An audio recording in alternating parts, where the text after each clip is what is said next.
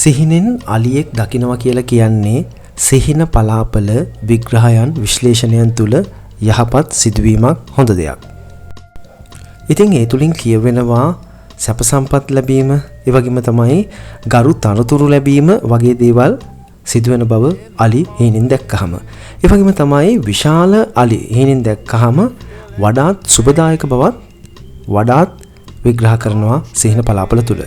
ඒ වගේම තමයි ස්ත්‍රී අයට, ඒ කියන්නේ ස්ත්‍රී පාර්ශවය සිහිනෙන් අලියතින් දකින්නවා කියලා කියන්නේ සාමාන්‍ය පිරිමි දරුවන් ලැබීමට කලින් ඔහුන්ට පෙන්වන යම් සුබ සලකුණක් ලෙසට තමයි විශ්වාස කරන්නේ. ඒ වගේම තමයි ඔබ යම් දවසක හීනෙන් අලියෙකුගේ පිට උඩ යනවා දැක්කොත් ඒ තුලින් විග්‍රහ කෙරෙන්නේ ඔබට සතුරන්ගෙන් ජයක් ලැබෙන්න තිබෙන බව. ඒ වගේම තමයි සැප සම්පත් ලැබෙන්න තිබෙන බවත් මින් අදහස් වෙනවා. ඉතින් නිරන්තර සිහින පලාපල තුලින් ඔබට විශ්ලේෂණයන් ගෙනෙන්න මම සූදානම්. ඔබගේ තොරතුරුත් ඒ වගේම තමයි ඔබගේ ගුණදොස් කියන්නටත් අමතක කරන්නට එපා.